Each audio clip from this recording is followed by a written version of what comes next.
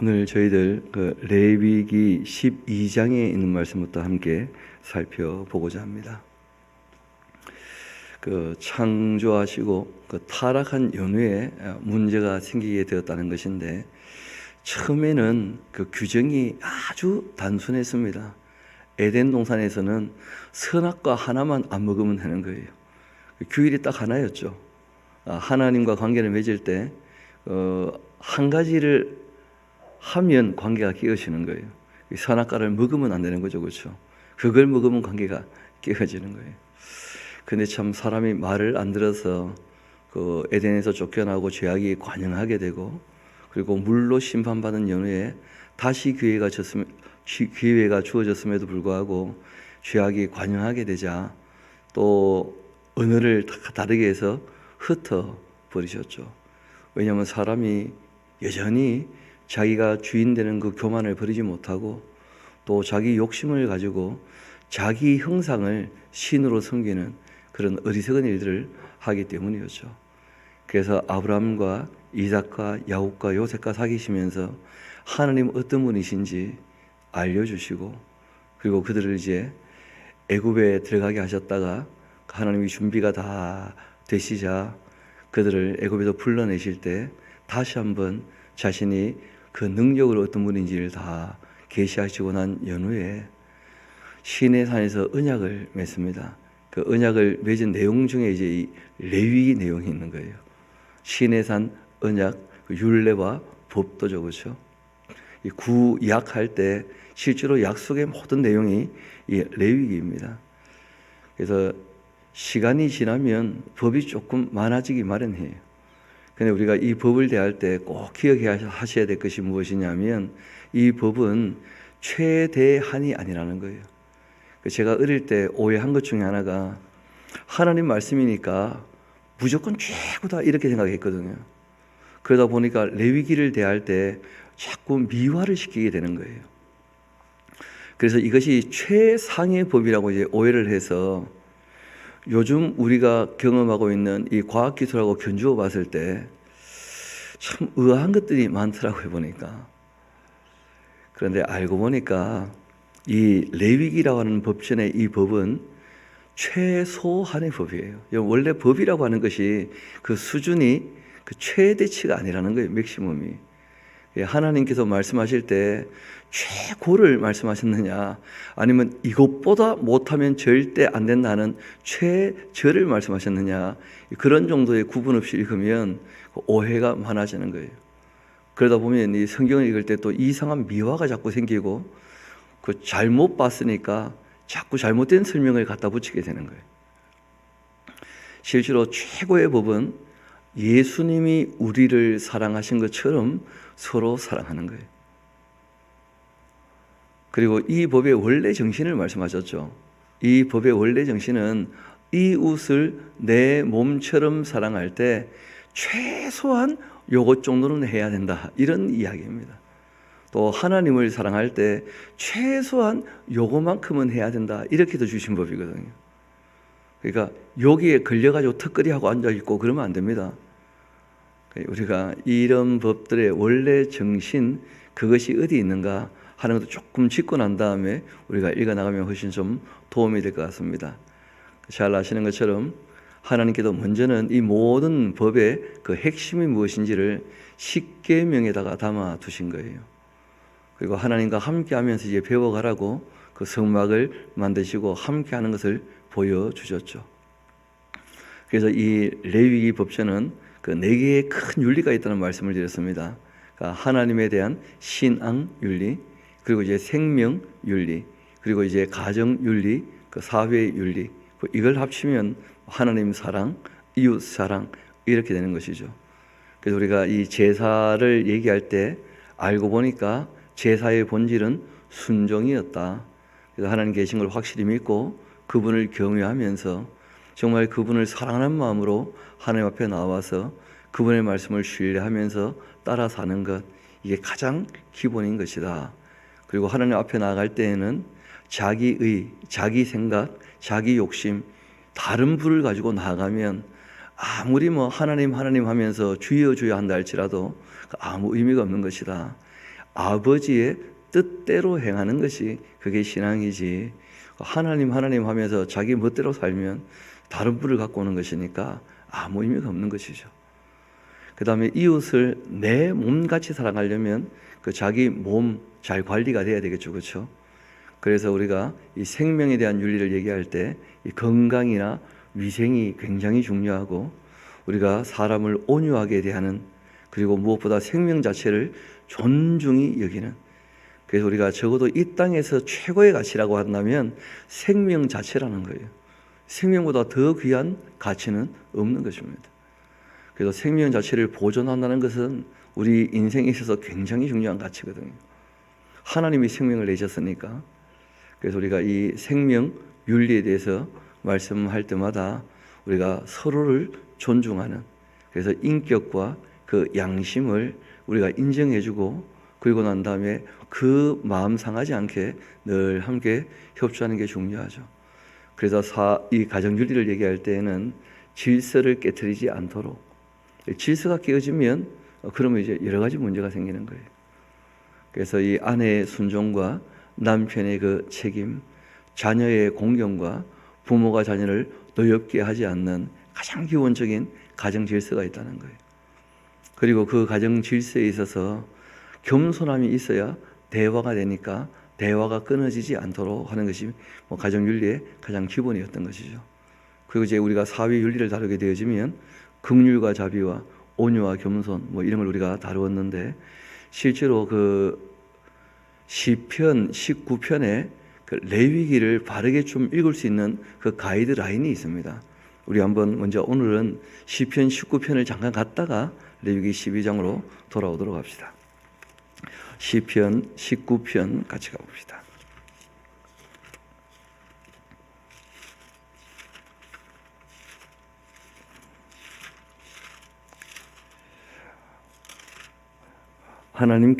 하나님께서 계신 것과 또 하나님이 무엇을 바라시는지 하는 것을 우리에게 계시하셨다고 할 때 일반 계시와 특별 계시 이렇게 얘기하지 않습니까? 그 시편 19편이 바로 일반 계시와 특별 계시, 이걸 우리 이제 명확히 정리해서 노래하고 있는 그런 시입니다. 다윗의 시이기도 하죠. 그리고 인도자를 따라 부르는 노래 하는 말은 모든 백성이 이 노래는 외워야 된다, 원래 그런 힘입니다. 그걸 이제 노래하면서 노래는 잘 잊혀지지 않으니까 적어도 하나님을 알려면 이 노래는 꼭 배워야 된다, 이제 그런 의미로 인도자를 따라 부르는 노래 그렇게 되어 있는 것인데요.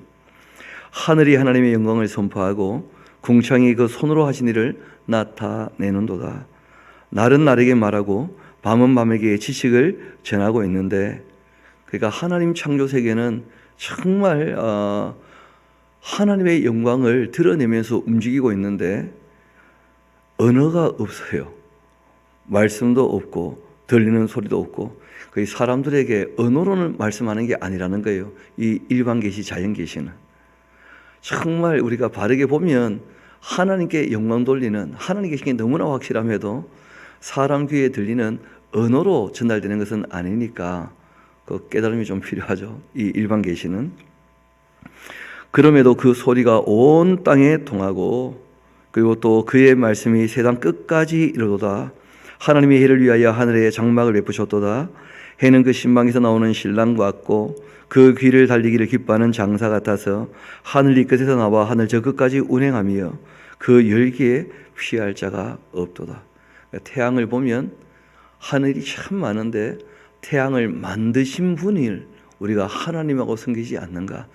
태양을 신으로 섬기면 진짜 어리석은 사람이죠.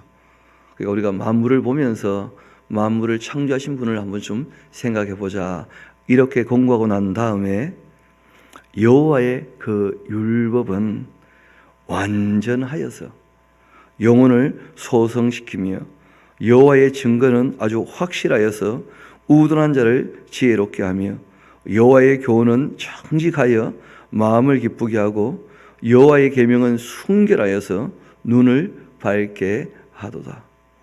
이 말씀을 읽으면 우리가 육체의 건강도 없고 마음도 깨끗하게 되어져요.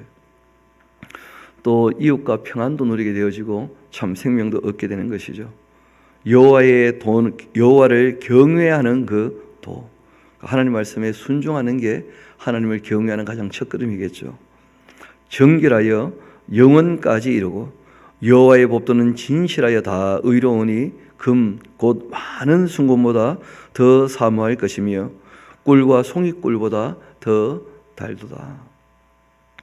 또 주의 종이 이것으로 경고를 받기도 하고 이것을 지킴으로 상이 크니이다. 이렇게 이제 말씀을 하고 있습니다. 그리고 이어 말씀하신 것이 이 말씀이 없다면 자기 허물을 능히 깨달을 사람이 누구겠는가? 그런데 이 말씀을 들어보니까 내가 잘하고 있는 줄 알았는데 그렇지 않은 것이 있구나. 그걸 깨닫게 되는 거죠. 나를 숨은 허물에서 벗어나게 하소서. 또 주의 종에게 고의로 죄를 짓지 말게 도와주옵소서 하는 거예요. 그 죄가 나를 주장하지 못하게 하소서. 그리하시면 내가 정직하여서 큰 죄가에서 벗어나겠나이다. 그러니까 이 다윗도 죄 안 짓고 살려고 젊을 때는 율법을 꽤 가까이 했다는 거예요. 문제는 나이가 드니까 익숙해지는 거예요. 익숙해지니까 잘하고 있다고 생각하니까 오히려 말씀에서 멀어지는 수가 있다는 거예요. 이게 이제 문제가 되는데, 익숙해지면 잘하고 있으니까 멀어지게 되면 그때부터 이상하게 점점점 멀어지는 거예요. 저는 이제 조금 요리에 관심이 있는 편인데 레시피라는 게 있습니다, 보통. 그럼 그람수까지 딱 나오는 레시피들이 있거든요. 근데 어르신들이 이제 손맛을 가지고 음식을 만들지 않습니까? 근데 나이가 들면 입맛이 변하면서 손맛도 바뀌어요. 그래가지고 본인은 둔해지셨으니까 이 짠 걸 짠지 몰라요. 그냥 늘 하시는데도 자꾸 하니까 나이가 어느 정도 이상이 되어지면 맛있게 요리했다고 생각하시는데 못 먹는 거죠, 어떻게 보면. 옛날과 맛이 너무 바뀌었어요. 근데 정작 본인은 하던 대로 했는데 왜 쟤네들이 저러는가, 그런 식으로 생각을 하게 된다는 거예요. 다시 요리식을 펼쳐보면 레시피가 있어요. 그 그람수대로만 하면 그 맛이 똑같이 또 나는 거예요. 여러분, 그 기준이라는 것은 의외로 중요합니다. 우리가 여러 가지 익숙한 게 있지만, 그러나 기준을 벗어나게 되면 자기도 모르게 오해가 생기는 거예요. 그래서 이 다윗도 젊을 때는 이렇게 얘기를 잘했지만 실제로 본인이 정작 이 말씀대로 하지 않아서 가정이 어려워지기도 하고, 그리고 또 권력을 놓지 못해서 욕심부리지 못해가지고 그 자녀들이 그 오해를 내서 반역을 하는 그런 일들을 우리가 보게 되거든요. 그래서 우리가 이 다윗의 좋은 점은 본받고, 이 다윗에게도 과오가 있으니까 그런 부분으로 우리가 경계를 삼아야 될 터인데, 다시 본문 마지막 부분을 봅시다. 그리하면 내가 정직하여 큰 죄가에서 벗어나겠나이다. 나의 반석이시요 나의 구속자이신 여호와여, 나의 입의 그 말과 마음의 그 묵상이 주님 앞에 연락되기를 원하나이다. 아멘. 나의 입의 말이나 마음의 묵상할 때, 이거는 노래라는 뜻이 아닙니다. 이 묵상은 작은 소리로 읊조린다는 거예요. 율법이라는 것을. 그래서 오늘 그 율법을 제가 작은 소리로 읽어드릴 테니까 그 마음으로 받아들이면 입술의 묵상과 마음의 묵상이 되는 것이죠. 그래서 우리가 마음의 묵상은 입으로 이 말씀을 읽어드리거나 또 본인이 스스로 읽을 때 그 하나님이 나를 사랑하셔서 이 말씀을 하셨구나, 적어도 이것보다는 훨씬 하나님께서 기뻐하시는 대로 수준 높게 살아야 되겠다 하고 이제 우리가 정리가 되는 것이 그 입의 묵상이고 마음의 묵상이 되겠죠. 그럼 이제 시편 레위기 12장 우리 같이 한번 가봅시다. 레위기 11장은 음식에 대한 문제였죠, 그렇죠? 그 건강할 때 우리가 몸을 거룩하게 하는 그런 이야기였고, 12장은 산모나 또 아기를 위한 그 정결 예식이에요. 아기 산모를 위해 주는 법입니다. 아기와 산모에게는 복음이라는 게 복음, 위해 주는 말씀이니까. 지금 우리가 의료 기술을 가지고 봤을 때에는 놀라울 정도로 3,500년 전의 법이 수준 높지만 지금 의료 수준으로 봤을 때에는 산후조리원 가는 게 훨씬 낫죠, 그렇죠? 그렇지 않습니까? 그러니까 우리가 하나님께서 지혜를 주셔서 굉장히 사람을 사랑하는 방법에 있어서 발전한 것이 있다 하는 것도 우리가 인정할 수 있어야 돼요. 얼마든지. 이 법은 3,500년 전에 주신 법이에요. 그리고 이제 우리가 보면 진짜 놀랍죠. 그러면 한번 봅시다. 여호와께서 모세에게 말씀하여 이르시되 이스라엘 자손에게 말하여 이르라 여인이 임신하여 아들을 낳으면 그는 이래 동안 부정하리니 곧 월경할 때와 같이 부정할 것이고 여덟째 날에는 그 아이의 포피를 베일 것이다. 할례를 행하라는 거죠. 그 여인은 아직도 33일이 지내야 산열이 깨끗하게 될 것이다. 그러니까 여성이 아기를 놓게 될 때 그 몸이 굉장히 큰 변화가 좀 있는 모양이에요. 그래서 모든 것이 정상적으로 회복되는데 남자 아이를 놓으면 40일 걸리니 40일. 우리 한번 봅시다. 1회 동안 부정하고 또 33일 동안 산열이 깨끗해지는 기간이 있으니까 그 더하면 40일이 되는 거죠. 정결하게 되는 기한이 차기 전에는 성물을 만지도 말고 성소에 들어가지도 마라. 하나님 앞에 굳이 막 예배로 온다고 애쓰고 그러지 말고 집에 좀 누워 있어라. 몸조리 잘해라. 뭐 그런 거예요. 여자를 낳으면 그는 2일에 동안 부정할 것이다. 월경할 때와 같을 것이고 산열이 깨끗하게 되면 66일을 지내야 한다. 딸아이를 놓으면 배나 더 쉬라는 거예요. 2일이니까 14일에다 66일 하면 80일이죠. 80일. 여성들이 실제로 남자보다 배나 더 소중한 사람이에요.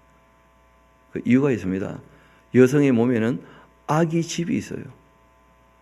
그러니까 하나님도 여자들이 애를 안 놓으면 하나님도 인간을 만들지 않기로 하셨거든요. 하나님이 영이 아무리 유의하시다 할지라도 한 남자와 한 여자만 만드신 거예요. 그 남자는 500번 죽었다 깨어나도 아기가 안 태어나요. 그러니까 성령님이 아무리 애를 쓰셔도 마리아가 인정을 해야 그 잉태해가지고 동정녀 마리아에게서 예수님이 나시는 거거든요. 예수님께서 뛰어내릴 수 없다는 거예요. 하늘에서 이 땅으로. 사람이 되어 오시려면 여성이 꼭 필요해요. 그래서 여성들은 그 아기 집이 있기 때문에 여성은 혼자가 아닐 수 있다는 거예요. 또 실상은 여성들이 그 모든 수고로 인류가 먹고 사는 거거든요. 아무리 이 남자가 가정에서 이런저런 거들어 준다고 하지만 제가 보니까 거들어 주면서 문제를 더 일으키는 것 같아. 그래가지고 도와달라고 했다가 저리 비켜요. 항상 그런 얘기 있었잖아요. 사람들이. 반면에 여성들도 기억해야 될 것이 남자는 여성보다 능력이 뛰어난 부분이 있습니다. 육체적인 면에 있어서도 그러하고. 그래서 남자는 여자를 소중히 여겨야 될 것이고 여자는 남자를 존중해 줘야 될 것입니다. 이 성경은 여자아이는 80일 쉬어라 그렇게 되어 있어요. 여자아이 놓으면 진짜 경사 중에 경사죠. 이어봅시다. 6절 아들이나 딸이나 정결하게 된 기한이 차면 그 여인은 번제를 위하여 1년 된 어린 양을 가져가고 속죄제를 위하여 집 비둘기 새끼나 산비둘기를 회먹는 제단위로 가져갈 것이고 제단 그것을 여호와 앞에 드려 그 여인을 위하여 속죄할지니 그리하면 산열이 깨끗하리라. 이는 아들이나 딸을 생산한 여인에게 대한 규례니라. 그 여인이 어린 양을 바치기에 힘이 미치지 못하면 산비둘기 2마리나 집비둘기 새끼 2마리를 가져다가 하나는 번제물로 하나는 속죄물로 삼을 것이고 제당은 그를 위하여 속죄할지니 그가 정결하리라. 조금 의문이 되는 것이 왜 아기를 놓고 난 다음에 속죄를 하는가 이런 이제 얘기들이 있어요. 그래서 저희들은 이 부분에 관해서 그 아담과 하와 다음부터 자연적으로 출생하는 모든 사람은 죄 아래에서 태어나죠. 그렇죠? 그렇지 않습니까? 그래서 예수님이 오셔서 속죄하기 전에는 모든 사람이 죄 아래에 있다는 것을 태어날 때부터 인식하는 거 아니겠는가? 그런 정도로 우리는 해석을 하는데 그 명료한 것은 좀 더 공부해 보도록 하겠습니다. 아직까지도 왜 아기가 태어나는데 속죄를 하지 하는데 지금까지는 그 정도로 이해를 해요. 모든 사람은 죄 아래에서 태어나니까 그러니까 아기에게도 속죄가 필요하다 그런 것이겠죠. 13장 봅시다. 13장은 병을 진단하는 법이에요.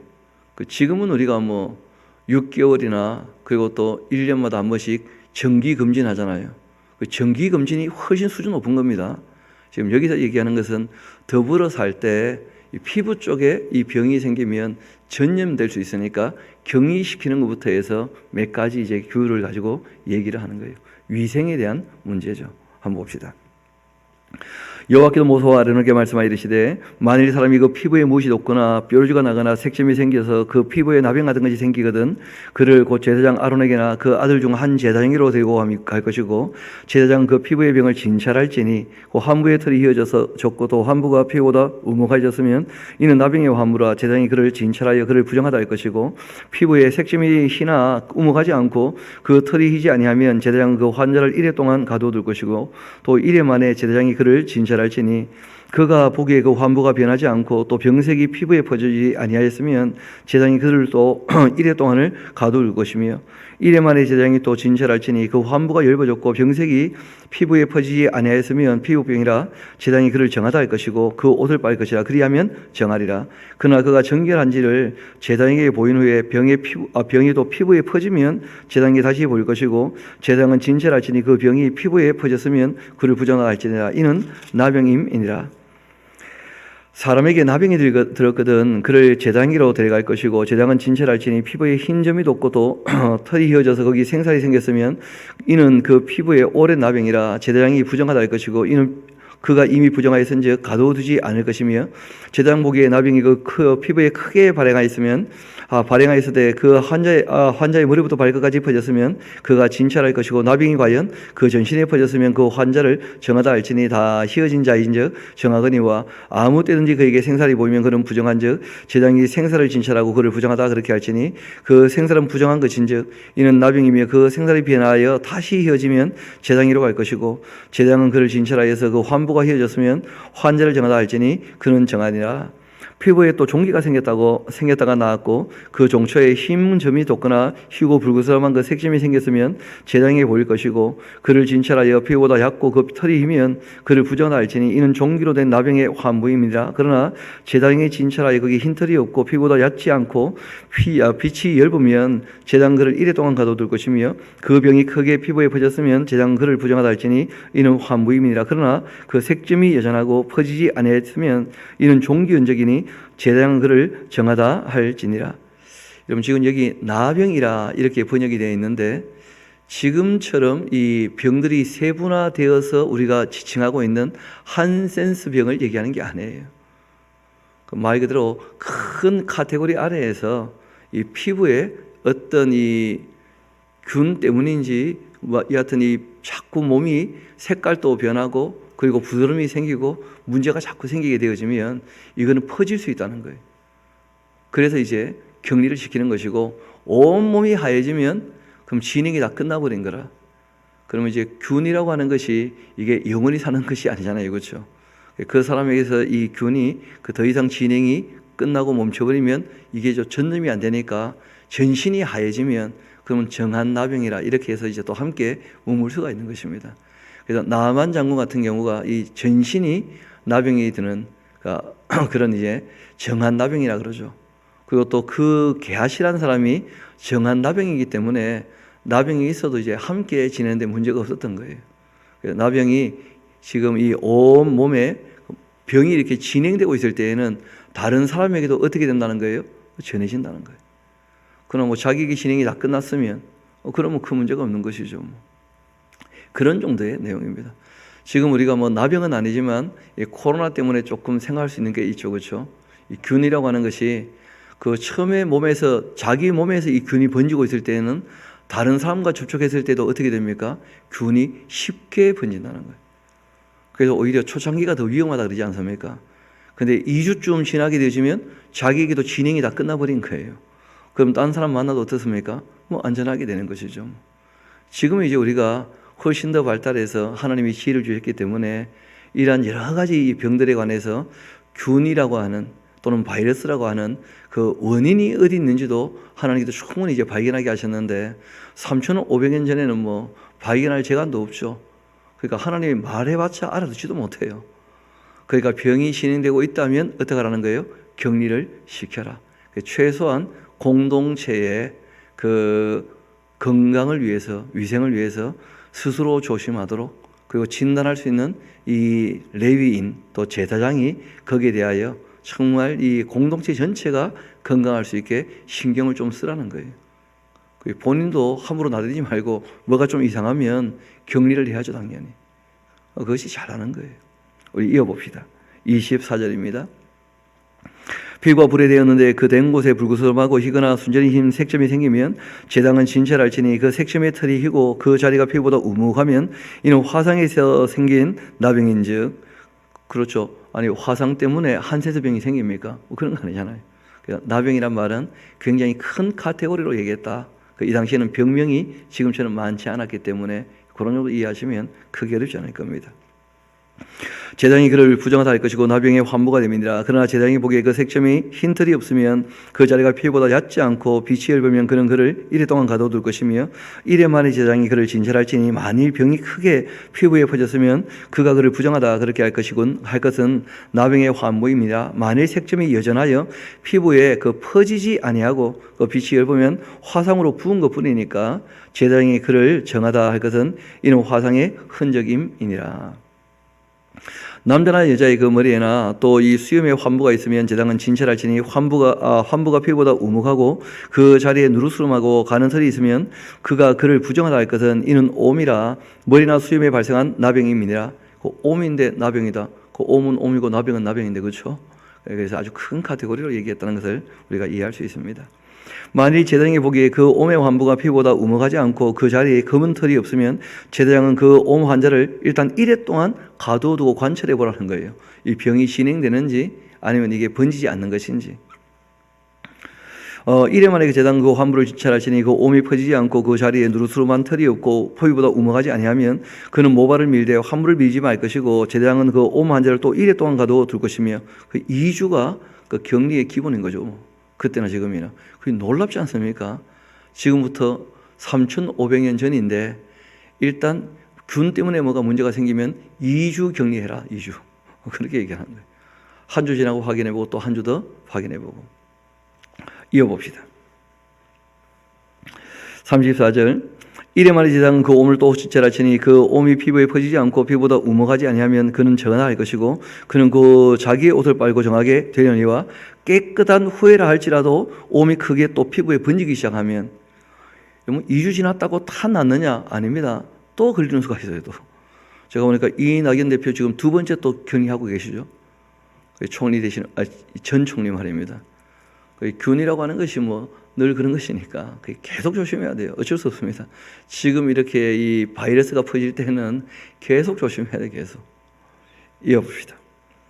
이 당시에는 이제 그렇게 조심하라 부탁을 하시는데 깨끗한 후에라도 옴이 크게 피부에 번지면 그 제사장이 그를 진찰할지니 과연 옴이 피부에 퍼지게 되면 그 누른 털을 찾을 것 없이 그는 부정하니라. 그러나 제사장이 보기에 옴이 여전하고 전혀 진행되지 않고 그 자리에 검은 털이 나면 그 옴은 나았고 그 사람은 정하니 제사장은 그를 정하다 할지니라. 남자나 여자의 피부에 색종 곧 흰 색점이 있으면 제사장은 진찰할지니 그 피부의 색점이 부유스름하면 이는 피부에 발행한 어럭이라 그는 정하니라. 누구든지 그 머리털이 빠지면 그는 대머리니 정하고 앞머리가 빠져도 그는 이마 대머리니 정하다. 그러나 대머리나 이마 대머리에 희고 불구스러운 색점이 있으면 이는 나병이고 또 대머리나 이마 대머리도 발생함이니라. 제사장은 그를 진찰할지니 그 대머리에나 이마 대머리에 돋는 색점이 희고 불구스름하여서 피부에 발생한 나병과 같으면 이는 나병 환자라. 부정하니 제사장이 그를 확실히 부정하다고 할 것은 그 환부가 머리에 있음이라. 나병 환자는 옷 찢고 머리를 풀고 윗 입술을 가리고 외치기를 부정하다 부정하라 그렇게 해야 한다. 병 있는 날 동안은 늘 부정할 것이라. 그가 부정한 적 혼자 살되 진영 밖에서 살아야 한다. 왜냐하면 이게 전염이 될 수 있고 퍼질 수 있으니까. 이런 한센스 병은 원래는 전염되는 병이 아닙니다. 한센 병은 지금 우리가 쭉 읽었던 것처럼 그 몸의 피부에서 어떻게 해요? 그 눈에 보일 수 있게 뭐가 이렇게 균 때문에 확 번지고 있으면 그러면 격리시키라는 거예요. 확인해보고 깨끗하기 전에는 병영 안에 들어올 수 없다. 그런 것입니다. 지금은 참 위생 상태가 너무 좋아져서 어떻게 보면 저희들 이런 식으로 피부에 병이 확 번지고 하는 일들은 거의 없죠, 그렇죠? 근데 지금도 동남아시아 오지나 아프리카에는 그렇지 않다고 알거든요. 여하튼 지금 이 레위기 13장에서 말씀하시는 아주 중요한 내용은 뭐냐면 공동체의 건강을 위하여 위생 방역을 잘하라 그런 거예요. 문제가 생긴 사람은 격리시키고 너무나 당연하지 않습니까? 이어봅시다. 47절 만일도 의복에 나병색점이 발생하여 토롯이나 배옷이나 또 무슨 의복에 한센서병이 생기겠습니까? 그러니까 이제 우리가 나병이라고 할 때 이게 아주 무엇을 다 통칭하는 것이다 하는 정도로 이해하면 되겠죠. 베나털의 날에나 시에나 혹 가죽에나 가죽으로 만든 모든 것이 있으되 그 의복에나 가죽에나 그 날에 시에나 이 가죽으로 만든 모든 것에 이 병색이 푸르거나 붉으면 이는 나병의 색점이라 제사장에게 보일 것이요 제사장은 그 색점을 진찰하고 그것을 이래 동안에 간직하였다가 이래 만에 그 색점을 살피시니 그 색점이 그 의복의 그 날에나 시에나 가죽에나 가죽으로 만든 것에 퍼졌으면 이는 악성 나병이나 그것이 부정함으로 그는 그 색점 있는 의복이나 털이나 또 배의 날이나 시나 모든 가죽으로 모든 만든 것을 불사를 지니 이는 악성 나병인즉 그것을 불사를 지니라. 이 당시에 의복 중에 배로 만든 것이나 또는 가죽으로 만든 것이나 다 자연 소재잖아요. 그러니까 거기에도 이제 균 같은 게 붙어가지고 번지는 수가 있다는 거예요. 지금은 뭐 워낙 위생처리 자리가 나오니까 요즘 옷들은 그런 게 잘 있지는 않죠, 그렇죠? 또 요즘에는 옷이 너무 흔하니까 뭐 조금만 문제 생기면 갖다 버리고 새로 사면 되는데, 근데 이때는 옷이 너무 귀하던 시대거든요. 그러니까 버리기 아까워할 수 있지만 이렇게 이상한 균 때문에 옷이 막 변질이 되기 시작하면 그거는 입으면 안 된다. 반드시 갖다 버려야지 하고 이제 말씀을 하신 겁니다. 이어봅시다. 그러나 제사장이 보기에 그 색점이 그 의복의 날이나 시에나 모든 가죽으로 만든 것에 퍼지지 아니하였으면 제사장은 명령하여 그 색점 있는 것을 빨게 하고 또 일 동안 간직해 보라는 거예요. 빨아서 더 이상 번지지 않으면 뭐 아무 문제 없죠 뭐. 그 빵곳을 볼지니 그 색점의 빛이 변하지 않고 그 색점이 퍼지지 아니하였으면 부정하니 너는 그것을 불사르라. 이는 가죽에 있든지 속에 있든지 악성 나병이다. 그 색점이 다 빠지고 없어져야 되는데 그대로 남아있다면 문제가 있다는 거예요. 그러니까 퍼지지 않으면 된다. 그 옷은 다릅니다. 안 퍼져도 빨았는데 안 없어지면 그런 문제가 있는 거예요. 빨았는데 없어져야지다. 이어봅시다. 56절 빤 후에 제사장이 보기에 그 색점이 엷으면 그 의복이나 가죽이나 그 날이나 시에나 그 색점을 찢어버리고 그 의복의 날이나 시에나 가죽으로 만든 모든 것의 색점이 여전히 보이면 재발하는 것이니까 너는 그 색점 있는 것을 불사를 지니라. 내가 빤 의복의 날이나 시에나 가죽으로 만든 모든 것의 그 색점이 벗겨졌으면 그들 다시 빨아야 정할 것이다. 이는 토롯이나 배옷이나 그 날이나 시에나 가죽으로 만든 모든 것에 발생한 나병 색점에 정하고 부정한 것을 진단하는 규례니라. 이 당시 다 아시는 것처럼 물이 너무 귀하던 시대거든요. 그래서 또 지역이 사막 지역이고, 지금은 우리가 어떻게 하느냐? 우리 진짜 복 받았어요. 세탁기 놓고 돌리면 됩니다. 그것도 매일. 그러니까 뭐 이런 일이 생길 일도 별로 없잖아요. 그러니까 지금 우리가 훨씬 더 은혜 가운데 살고 있는 것이니까 꼭 기억하셔야 됩니다. 레위기에서 지금 얘기하는 것은 그 당시 열악한 상황에서 최소한 공동체를 지키고 자신을 보호할 수 있도록 하나님께서 몇 가지 당부를 하신 거예요. 우리 14장 이어봅시다. 이 병이 나았을 때 어떻게 하느냐? 나았을 때. 거기에 대한 이야기인데요. 나았으면 확인을 하라는 거예요. 여호와께서 모세에게 말씀하여 이르시되 나병 환자가 정결하게 되는 날 규례는 이러하다. 정결이 되는 예식들에 대한 문제인데요. 곧 그 사람을 제장으로 데려갈 것이고 제장은 진영에서 나가 진찰할지니 그 환자에게 있던 나병 한 무가 나았다면 제장은 그 정결함을 받은 자를 위하여서 명령하여 살아있는 그 정결한 새 2마리와 백야목과 홍색실과 우수초를 가져오게 하고 제장은 또 명령해서 그 새 하나는 흐르는 물의 위 지그 안에서 잡게 하고 다른 새는 산초를 가져다가 백야목과 홍색실과 우수초와 함께 가져다가 흐르는 물 위에 잡은 새의 그 피를 찍어서 나병에게서 정결함을 받은 자에게 7번 뿌려 정하다 하고 그 살아있는 새는 덜에 놓을지며 정결함을 받는 자는 그 옷을 빨고 그 모든 털을 밀고 물로 몸을 씻어라. 이런 그 물로 몸을 씻어라 하는데 좀 주셔놓으십시오. 15장에도 이제 꽤 많이 나오게 될 텐데, 여러분 놀라운 것은 물로 몸을 씻는 것만 해도 많은 것들을 예방할 수 있다는 거예요. 그런데 말씀드렸죠. 우리는 요즘에 매일 샤워하잖아요, 그렇죠? 그런데 제가 어릴 때만 해도 명절 앞두고 한 번씩 목욕했어요. 그렇지 않습니까? 물이 흔해도 그렇게 목욕 잘 안 하는데 지금 이 사막길을 걷는 이 사람들이 뭐 위생이 어떻겠어요? 그래서 물로 몸을 씻는다는 것은 굉장히 중요한 일이었어요. 문제가 생겼을 때, 정결케 되었을 때, 그게 확인되었을 때는 반드시 어떻게 하라고요? 물로 몸을 씻어야 한다. 그렇게 하신 거죠. 이어봅시다.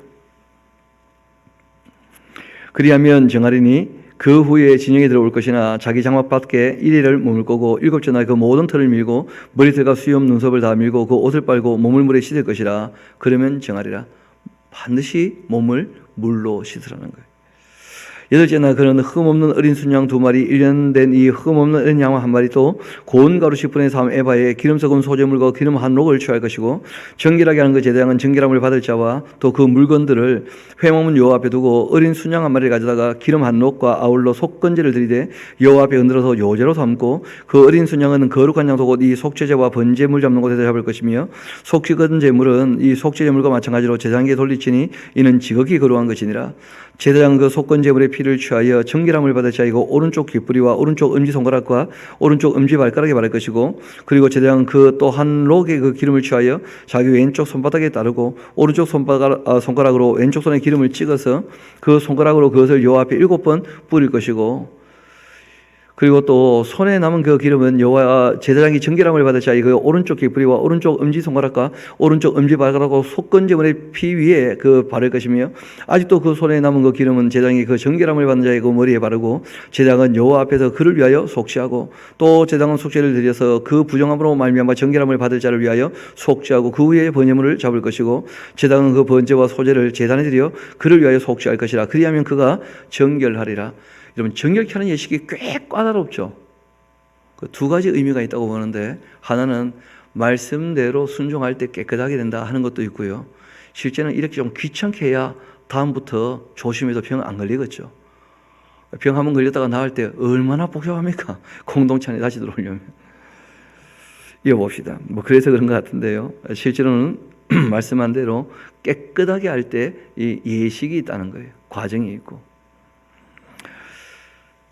21절입니다. 만일 그가 가난해서 그의 힘이 미치지 못하면 그는 흔들어 자기를 속죄할 속건제를 위하여 어린 순양 1마리 소제를 위하여 고운 가루 한 10분의 1 에바에 기름 섞은 것과 기름 한 옥을 취하고 그의 힘이 미치는 대로 산비둘기들이나 집비둘기들을 가져다가 하나는 속죄 제물로 하나는 번제물로 삼아서 8째 날 그 결례를 위하여 그것들을 그 회막문 여호와 앞 제사장에게로 가져갈 것이고 제사장은 속건제의 그 어린 양과 기름 한 옥을 가져다가 여호와 앞에 흔들어 요제로 삼고 속건제의 어린 양을 잡아서 제사장은 그 속건제물의 피를 가져다가 정결함을 받을 자의 오른쪽 귓뿌리와 오른쪽 엄지손가락과 오른쪽 엄지발가락에 바를 것이고 제사장은 그 기름을 자기 왼쪽 손바닥에 따르고 오른쪽 손가락으로 왼쪽 손에 기름을 조금 찍어 여호와 앞에 7번 뿌릴 것이고 그 손의 기름은 제사장이 정결함을 받을 자이고 오른쪽 귓뿌리와 오른쪽 엄지손가락과 오른쪽 엄지발가락 곧 이 속건제물의 피를 바를 곳에 바를 것이며 또 그 손에 남은 기름은 제사장이 그 정결함을 받은 자의 머리에 발라서 여호와 앞에 그를 위하여 속죄할 것이며 그 힘이 미치는 대로 산비둘기 1마리나 집비둘기 새끼 1마리를 들이되 곧 그의 힘이 미치는 대로 1마리는 속죄제로 1마리는 소제로 함께 이 번제로 드릴 것이고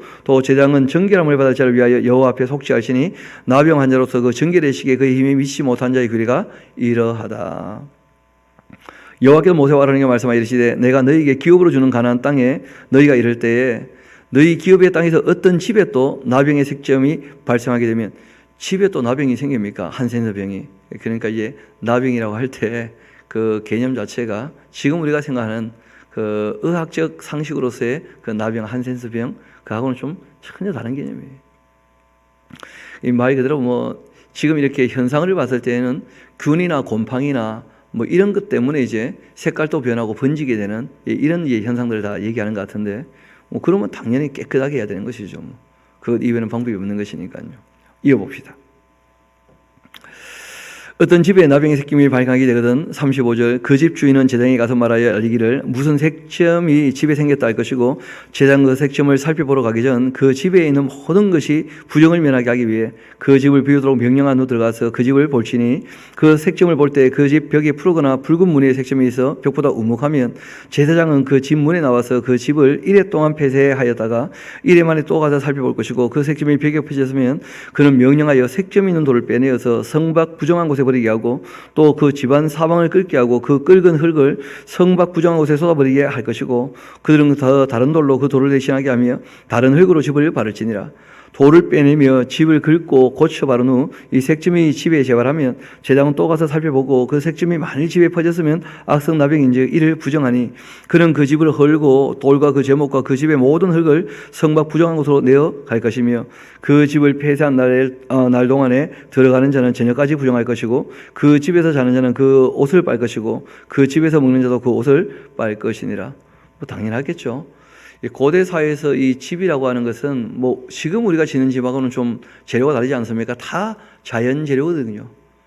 그래서 이제 이런 뭐 이 곰팡이나 이런 것들이 막 퍼져가지고 색깔이 바뀌면 일단은 거기 돌만 딱 뽑아가지고 버리고 돌 갈아 끼우는데 계속 번지게 된다면 이거는 한 부분의 문제가 아니고 그 터나 그 장소 자체가 문제일 수 있어요. 그러면 집이 이렇게 망가질 정도면 그 집에 사는 사람은 어떻게 되겠어요? 그러니까 그 집을 헐어버리라는 거예요. 계속 그렇게 번지게 되면. 그러나 그 쉽게 집은 뭐 허물고 짓고 할 수 있는 것이 아니니까 그 벽돌 하나 갈아 끼워가지고 큰 문제 없다면 그러면 살아도 괜찮다. 그는 뭐 누가 오염시킨 거니까. 그 오염된 것 같으면 고만 오려내면 되는데 근데 그 장소 자체가 문제가 있어가지고 아무리 깨끗하게 시작을 해도 자꾸 뭐가 생기면 그러면 뭐 거기에서 살 수가 없는 것이죠. 누가 생각해도 뭐 당연한 거 아닙니까? 그렇게 해야죠. 또 뭐 누구처럼 수맥 때문에 바꾸고 그러면 안 됩니다. 제가 보니까 수맥 얘기하는 사람들은 수도관이 집에 다 흐르고 있다는 걸 모르는 모양이라. 우리 집 바닥에 보일러가 다 수맥인데 이렇게 있는데 그런 얘기를 하는 것이 아니고 성경은 그런 면에서는 꽤 상식적인 말씀을 하시는 게 당연히 최소한으로 이제 말씀을 하신 것인데 3,500년 전의 얘기고요. 나중에 우리가 신명기를 읽으면 이제 알게 되겠습니다만은 신명기 34장에 이런 말씀이 있습니다. 이 정결케 하는 예식이나 또는 이제 그 나병에 대한 규례들이 꽤 복잡하고 많지 않습니까? 레위기에서 제일 긴 장들이거든요. 그런데 이걸 모세가 딱 2절로 줄여버렸어요. 전문가인 제사장에게 물어보면 된다. 땡. 그러니까 우리가 13장, 14장 뒤에다가 딱 하나 꼭 적어 놓으셔야 됩니다. 의사와 상담하시오. 모든 병은. 그러면 돼요. 그러니까 우리가 굳이 읽는 것은 적혀 있기 때문에 읽는 겁니다. 적혀 있기 때문에. 그러니까 실제로 이 레위기도 그 레위 지파 제사장이 먼저 공부해서 그래서 이제 백성을 가르치는 거예요. 그때는 참 이 책도 흔치 안 뜬 때니까 그래서 이걸 전부 외워서 그래서 이제 백성들에게 읊조려주고 이제 이렇게 해야 되거든요. 거기서 우리가 영수어라죠, 그렇죠? 다 번역까지 해가지고 이제 읽고 있으니까 한번 다시 좀 더 남은 부분을 읽어봅시다. 47절 그 집에 자는 자 그 옷을 빨 것이고 그 집에서 먹는 자 그 옷을 빨 것이다. 그 집을 고쳐 바른 후에 제사장이 들어가서 살펴보아 색점이 또 집에 퍼지지 않고 이는 색점이 난 것이니 제사장 그 집을 정하다고 그는 그 집을 정결하게 하기 위하여 새 2마리 백양목과 홍색지가 우수초를 가져다가 그 새 하나 흐르는 물 위 지그 안에서 잡고 이 백양목과 우수초와 홍색지가 살아있는 새를 가져다가 잡은 새의 그 피와 흐르는 물에 찍어서 그 집에 7번 뿌리라. 그는 새의 피와 흐르는 물과 살아있는 그 새와 백양목과 우슬초와 홍색 실로 집을 정결하게 하고 그 살아있는 새는 성박들에 놓아주고 그 집 위에 속죄할 것이다. 그러면 정결하리라. 이는 각종 나병 한무에 대한 규례니 곧 옴과 의복과 가혹과 나병과 돋는 것과 뾰루지와 색점이 어느 때든지 어느 때는 부정하고 어느 때는 정함을 가르치는 것이니 나병의 규례는 이러한 것이다. 제가 좀 전에 신명기라고 이렇게 말씀드리니까 누가 뒤적뒤적하면서 어디 있는가 한번 찾아봅시다. 24장 8절입니다. 신명기 24장 8절 같이 가봅시다.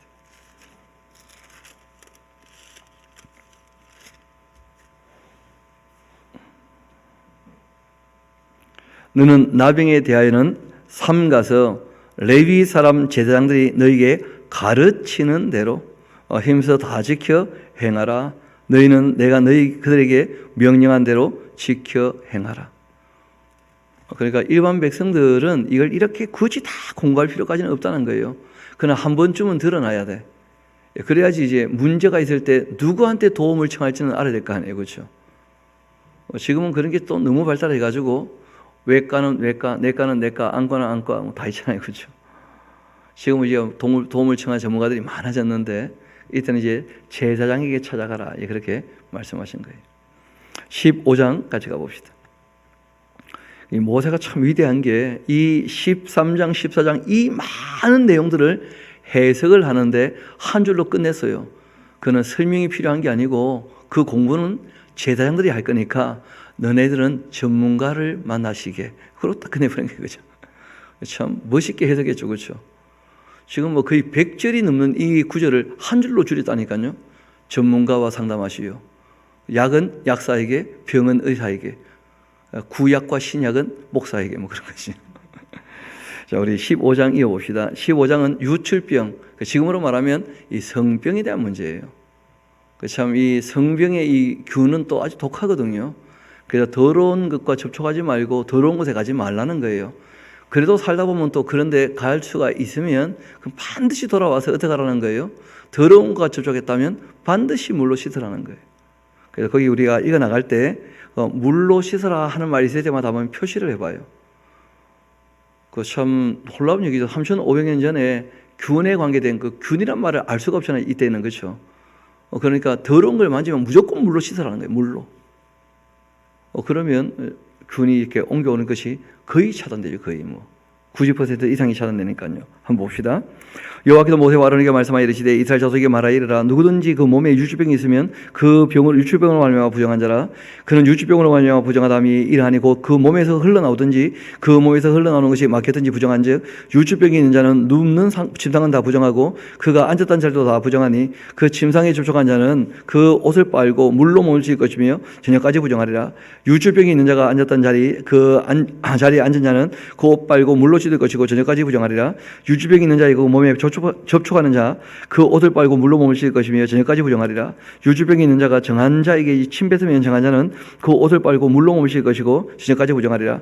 유출병이 있는 자가 탔던 그 안양은 다 부정하며 그 몸 아래에 닿았던 것을 접촉한 자 다 저녁까지 부정하며 그런 것을 옮기는 자 그 옷 빨고 물로 몸을 씻을 것이며 저녁까지 부정하리라.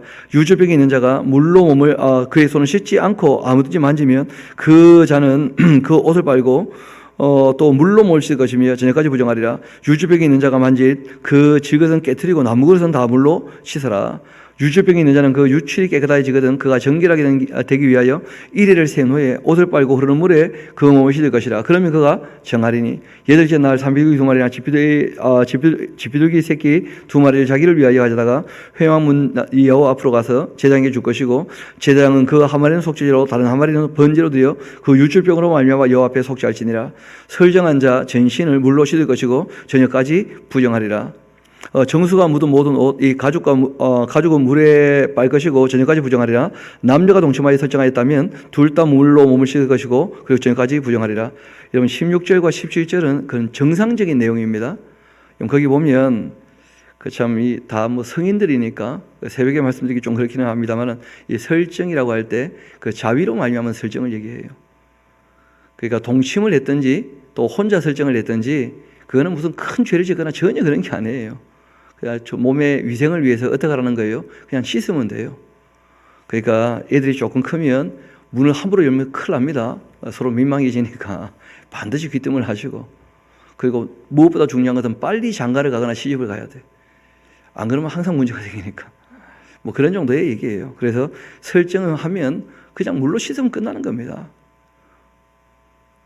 괜히 이걸 또 이상하게 또 적용을 해가지고 막 이상한 죄의식이 생기게 하고 그렇게 할 필요 전혀 없어요. 남녀가 동침했을 때도 마찬가지입니다. 부부가 관계를 했다면 반드시 어떻게 하라는 거예요? 물로 씻으라는 거예요. 당연한 거죠. 뭐 다 위생적인 문제를 다루고 있는 겁니다. 어떤 여인이 유출을 하되 그 몸에 그 유출이 피면 그 이래 동안 불결하니 그를 만지는 자마다 저까지 부정할 것이고 그가 불결할 동안에 그가 누웠던 자리도 다 부정하여 그가 앉았던 자리도 다 부정한즉 그 침상을 만지는 자 다 그 옷을 빨고 물로 몸을 씻을 것이고 저녁까지 부정할 것이며 그가 앉은 자리를 만지는 자도 다 그들의 그 옷을 빨고 물로 몸을 씻을 것이고 저녁까지 부정할 것이며 또 그 침상 위에나 그 앉은 자리 위에 있는 것 다 만지는 모든 자 저녁까지 부정할 것이며 누구든지 이 여인과 동침하여 그 불결함에 전염된다면 이래 동안 부정할 것이라. 그가 눕는 침상은 다 부정하니라. 만일 이 여인의 피해 그 유출이 그 불결기가 아닌데도 여러 날 간다든지 그 유출이 그 불결기를 지나도 계속되면 그 부정을 유출하는 모든 날 동안은 그 불결한 때와 같이 부정한즉 그 유출이 있는 모든 날 동안 그가 눕는 그 침상은 그들에게 불결할 때에 지나가 같고 그가 앉은 모든 자리도 이 부정함이 불결한 때와 부정과 같은 일이 그것을 만지는 자는 다 부정한지 그 옷을 빨고 물로 몸을 씻을 것이며 저녁까지 부정할 것이다. 그 육칠이 그치면 1일 세누해야 정하리니 그는 여덟째 날 산비둘기 두 마리나 집비둘기 새끼 두 마리를 자기를 위하여 가져다가 회막 문 앞 이 여호와 제장기로 가져갈 것이고 제장 그 한 마리는 속죄제로 또 다른 한 마리는 번제로 드려서 유출로 부정한 여인을 위하여 여호와 앞에 속죄할지니라. 너희는 이와 같이 이스라엘 자손이 그들의 부정에서 떠나게 하여 그러니까 더럽지 않게 하라는 거예요. 그러니까 다 위생에 대한 문제입니다. 그렇죠? 그 결론은 여기 있는 거죠. 부정에서 떠나게 하여 정한 삶을 살라는 거예요. 더럽지 않게. 그리고 혹시 더러운 걸 만지면 물로 씻어라. 이걸 위해서 쭉 설명을 한 거예요. 이어봅시다. 그들 가운데 있는 내 성막을 그들이 더럽히고 그들의 부정중에서 죽지 않도록 할지라. 이 규례는 유주병이 있는 자와 설정함으로 부정하게 된 자와 또 불결기에 그 앉는 여인과 유주병이 있는 남녀와 그리고 불결한 이 여인과 동참한 자에 대한 것이다. 아론의 두 아들이 여호와 앞에 나아가다가 죽은 후에 그러니까 지금 16장은 그 속죄일, 대속죄일 이런 것인데 우리가 이렇게 이해하면 쉬울 것 같습니다. 보통 어른을 만나 뵈면 요즘 뭐 잘 먹고 사냐, 건강은 괜찮냐, 뭐 이런 거 다 물어보지 않습니까? 그 11장 그 음식에 대한 문제예요, 그렇죠? 또 결혼하고 얼마 돼서 찾아뵈면 뭐라 그럽니까? 아가 요즘에 뭐 홀몸이냐, 아니면 두 몸이냐 하면서 그런 거 물어보잖아요, 그렇죠? 그 12장 그거는 이제 그 산모와 그 아기를 위한 정결 예식인 거예요. 그 다음에 13장 가면 요즘 건강이 중요한데 너 안색이 안 좋다 그런 거 자주 얘기하시죠, 어른들이. 그렇죠? 건강 챙겨야 된다면서 그 13장 병 진단하는 방법이에요. 다 낫다 그러면 또 뭐라 그럽니까? 어르신들이 아이고 까불지 말고 잔디해야 된대 하면서 또 한마디 하시는 거예요. 정결케 하는 예식이 있는 거예요. 나았다고 그거 다 나은 게 아니고 전문가에게 확인을 받아야 된다는 거예요. 또 15장 15세가 되면 어른들 하시는 말씀이 있죠. 아무데나 함부로 다니지 마라. 그 골목 잘못 들어가면 못 빠져나오는 수가 있다면서 그 더러운 곳에 가지 말라고 꼭 부탁을 하시잖아요.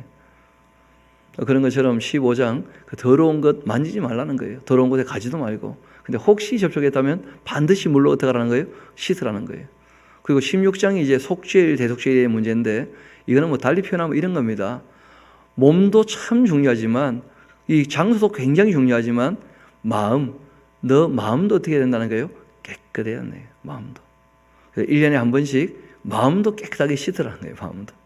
그럼 실제로 병이 오는 이 길들이 우리 음식 때문에 또는 우리가 마시는 물 때문에 우리가 호흡하는 공기 때문에 또 사람들의 생활에 이 건전하지 않을 때 병들이 오지 않습니까?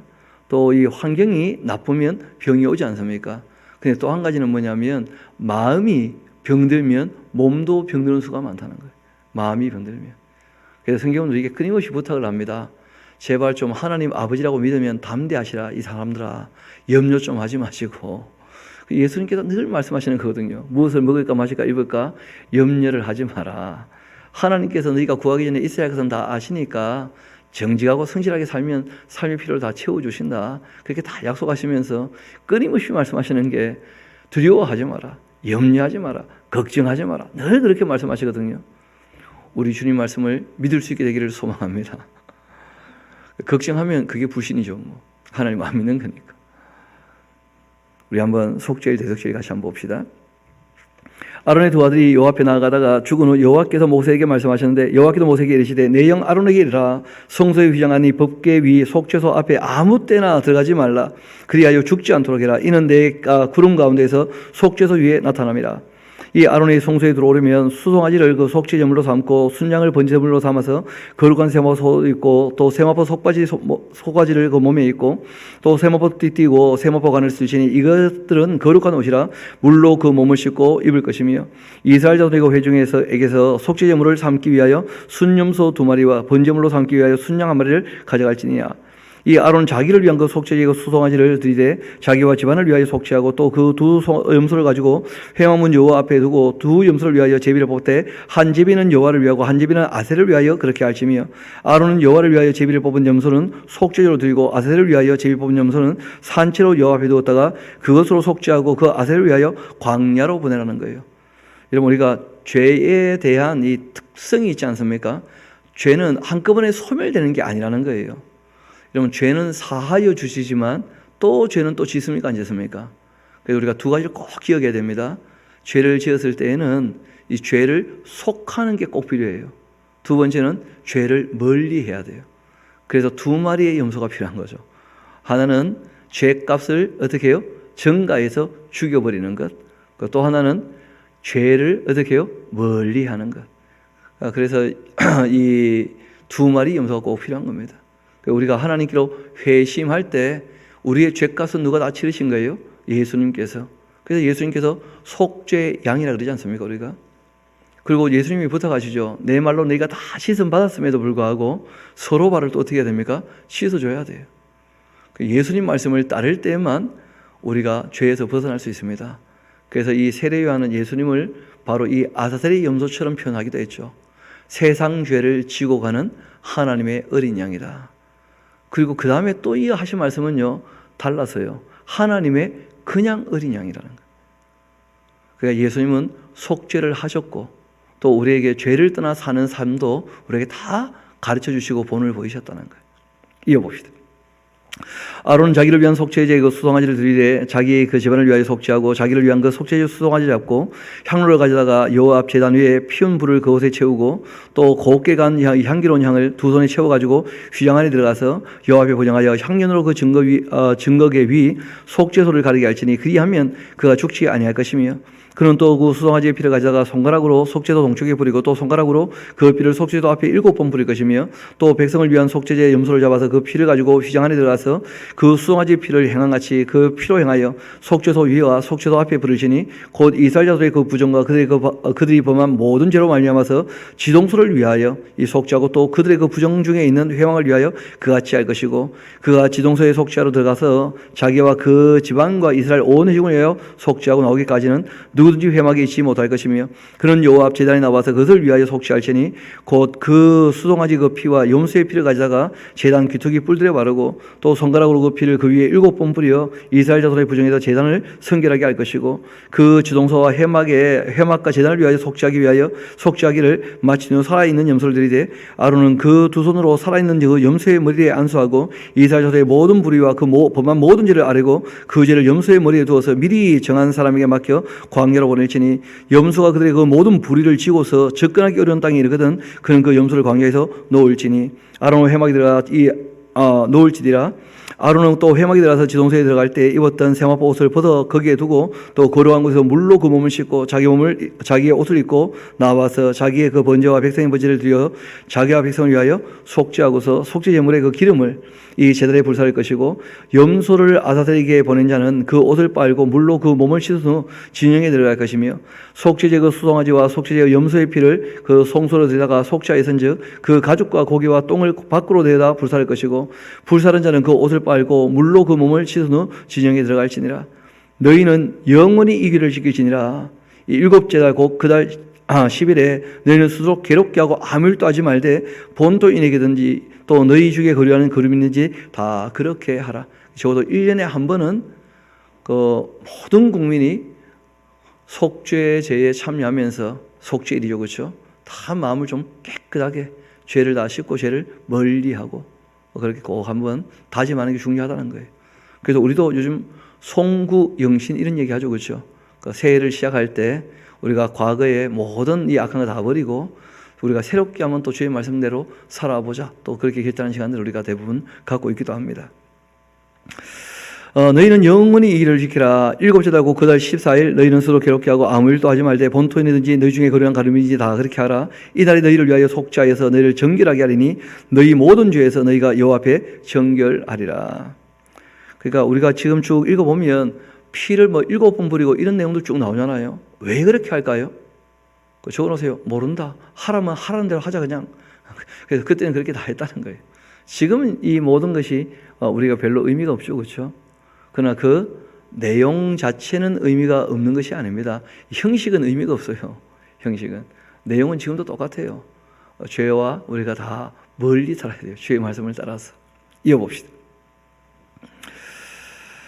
기름 부음을 받고 위임되어서 자기의 그 아버지를 대신하여 제사장의 직분을 행하는 제사장은 속죄하되 세마포 옷 거룩한 옷 입고 지동소를 속죄하며 이 회막과 또 제단을 속죄하고 또 이 제사장들과 백성의 휘영을 위하여 속죄할지니 이는 너희가 영원히 지키기로다. 이스라엘 자손의 모든 죄를 위하여 1년에 한 번 속죄할 것이니라. 이 아론이 여호와께서 모세에게 명령하신 대로 행하니라. 아멘. 명령하신 대로 했다 하는 것이 중요하고, 우리 한 가지만 짚고 갑시다. 이 속죄소가 있죠. 이 성소 지동소가, 그렇죠? 지동소 안에 법궤가 있지 않습니까? 그를 속죄소라 그랬다는 거예요. 하나님 앞에 나와야 죄가 속해지는 거예요, 실상은.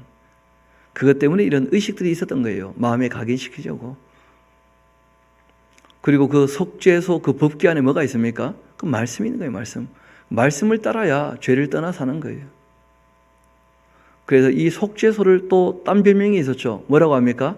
그게 바로 시은좌, 하나님께서 은혜를 베푸시는 자리예요. 그러니까 하나님의 모든 말씀은 진리이며 우리에게 은혜가 되는 줄로 믿습니다. 은혜와 진리가 충만했다는 거예요. 예수님이 하나님의 말씀인데 그 별명이. 그리고 거기가 바로 약속이었던 거예요. 인격과의 관계의 문제입니다. 언약궤라 그래요. 언약궤. 이 법궤의 별명이 언약. 하나님과 이스라엘 백성 사이에 뭐 했다는 거예요? 약속을 맺었다는 거예요. 약속. 인격적으로 지켜나가는 것이죠. 그러니까 강권적으로 뭐 알아서 하나님께서 다 해주시고 그런 거 아니라는 거예요. 하나님 말씀하신 대로 우리도 응답을 해야 되는 거예요. 인격적으로.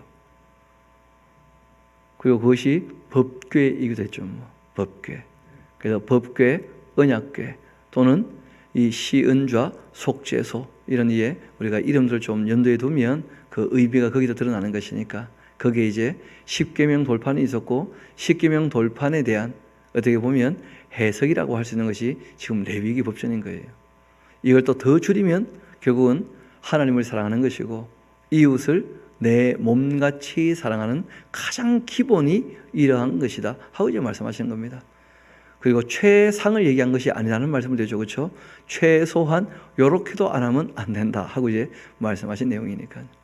그래서 예수님께서 너희의 의가 서기관과 바리새인만도 못하면 안 되는 것이다 하는 것이 이제 요게 기준이기 때문에 요거보다 못하면 안 된다 그런 것입니다. 그래서 우리가 공동체의 유익을 위해서 스스로의 위생도 우리가 참 주의하면서 그렇게 오늘 하루도 주님 앞에서 살아갈 수 있게 되기를 소망합니다. 우리 함께 기도하도록 합시다.